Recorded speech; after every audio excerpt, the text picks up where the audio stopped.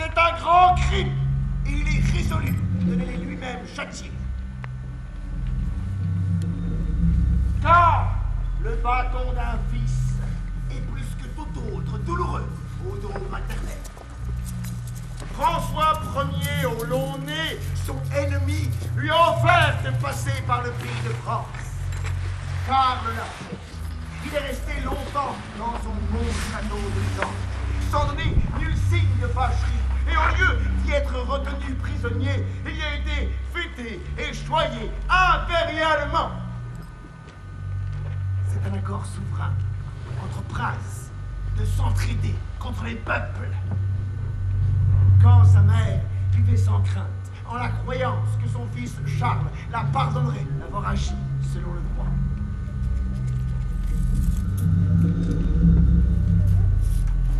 Charles est arrivé sous les murs de la ville avec 4000 chevaux. Le duc d'Albe l'accompagnait, comme aussi le prince d'Orange.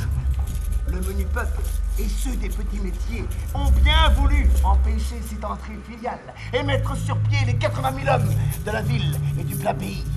Mais les gros bourgeois s'y sont opposés. Par crainte de la prédominance du populaire. Gand aurait pu ainsi hacher menu son fils et ses 4000 chevaux. Mais elle l'aime. Charles l'aime aussi. Et pour l'argent qu'il a d'elle en ses coffres et qu'il veut avoir encore, s'étant rendu maître de la ville,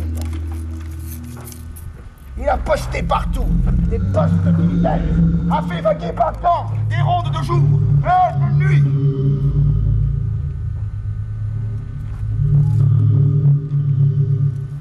Puis, il a prononcé en grand apparat la sentence de la ville.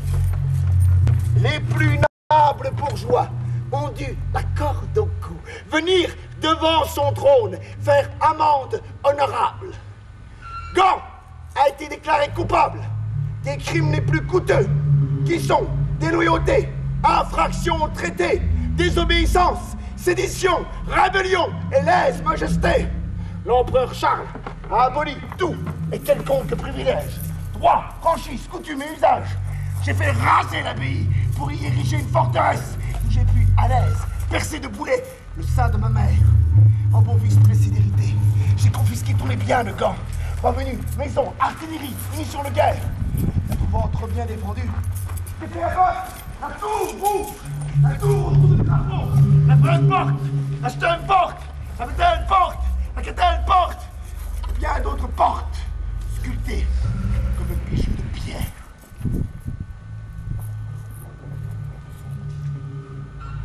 Quelle est cette ville plate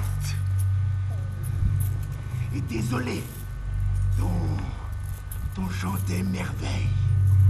L'empereur Charles vient d'ôter à la ville sa précieuse ceinture. Des ruines de ses portes, j'ai tiré des briques pour ma forteresse. J'ai voulu que Gand soit pauvre, car ainsi elle ne pourra pas, par industrie, labeur ni argent, s'opposer à mes fiers desseins. Gand m'a en maintes occasions aimé et secouru. Mais je l'ai frappé au sein d'un poignard, il cherchant du sang, parce que je n'y avais pas trouvé assez de lait. Puis, j'ai regardé Groenland, la belle cloche qui était pendre à son battant, celui qui avait sonné l'alarme pour appeler la ville à défendre son droit. Je n'ai pas eu pitié de Groenland. La langue de ma mère, la langue par laquelle elle parle à la Flandre. Trouvant que ma mère parlait trop, j'ai enlevé la cloche. Et ceux du plat pays ont dit que Gand est mort parce que son fils lui a arraché la langue avec des tenailles de fer.